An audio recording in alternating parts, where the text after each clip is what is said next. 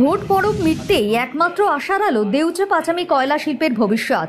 আজ আবার 264 জন জমিদাতাকে পুলিশের জুনিয়র কনস্টেবলের চাকরির নিয়োগপত্র দেওয়া হলো। আগামী দিনে আরও শতাধিক জমিদাতাকে গ্রুপ ডি পদে চাকরির নিয়োগপত্র তুলে দেওয়া হবে বলে জানিয়েছেন বীরভূমের জেলাশাসক বিধান রায়। আজ সিউড়ির ইন্দোর স্টেডিয়ামে এই চাকরির নিয়োগপত্রগুলি তুলে দেওয়া হয়। উপস্থিত ছিলেন বিধানসভার ডেপুটি স্পিকার আশিস বন্দ্যোপাধ্যায়, জেলা পুলিশ সুপার রাজনারায়ণ মুখার্জি সহ অন্যান্যরা। আপনি আসুন এবং ডেকে নিচ্ছি কৃষ্ণা গড়াই, এটিও মাননীয় ডেপুটি F2618। ধন্যবাদ স্যার, আপনার জেলা পরিষদের সভাধিপতি জনাব ফয়জুল হক মহোদয়। স্যার আপনি একটু থাকবেন। এরপরে জেলা পরিষদ, এরপরে ডেকে নিচ্ছি রাজেশ, তুলে দিচ্ছেন নিয়োগপত্র। এরপরে ডেকে নিচ্ছি পিউ গড়াই। ধন্যবাদ স্যার, আপনাকে আসন গ্রহণ করার অনুরোধ জানাচ্ছি। এবারে দিচ্ছেন নিয়োগপত্র। স্যার একটু অপেক্ষা করুন, সুপারিনটেন্ডেন্ট অফ পুলিশ তুলে দিচ্ছেন।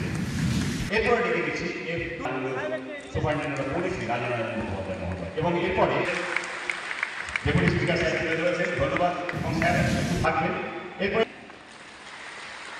তুলে দিচ্ছেন মাননীয় জেলা শাসক।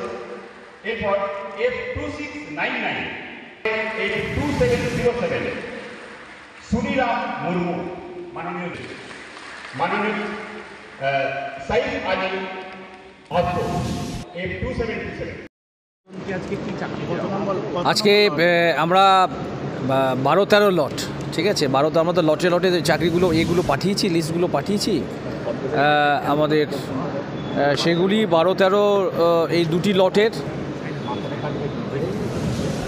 264 জন আমার জুনিয়র কনস্টেবলে। আপনারা জানেন রাজ্যের মাননীয় মুখ্যমন্ত্রী মমতা বন্দ্যোপাধ্যায় তার নির্দেশ, ভাবনা, পরিকল্পনায় একটা যুগান্তকারী মানবিক প্যাকেজ তৈরি করেছিলেন।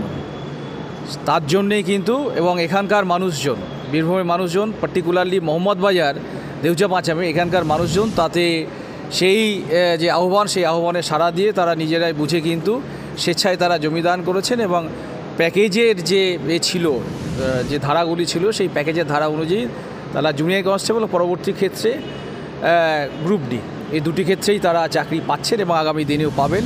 আজকে 12 নম্বর এবং 13 নম্বর লটের সেই 264 জন জুনিয়র কনস্টেবল তারা কিন্তু আজকে নিয়োগপত্র পেলেন। 264 জন পেলেন। এখনও পর্যন্ত প্রায় 1400 নিয়োগপত্র হয়ে গেছে এবং আমরা আরও আগামী দিনে প্রায় 100 জনের মতো গ্রুপ ডি আমাদের নিয়োগপত্র, এটা প্রসেসিংয়ের মধ্যে আছে, এটা চলছে। এটা একটা ধারাবাহিক প্রক্রিয়া।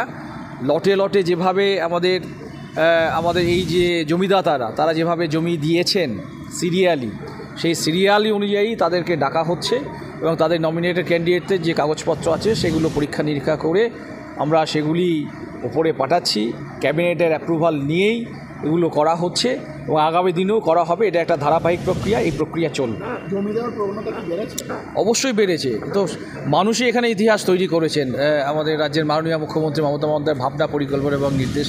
সুতরাং তারাই স্বেচ্ছায় এখানে কিন্তু জমি দিয়ে সেই আহ্বানে সাড়া দিয়ে তারা কিন্তু দলে দলে এগিয়ে এসছেন এবং একটা ইতিহাস তৈরি করছেন তারা।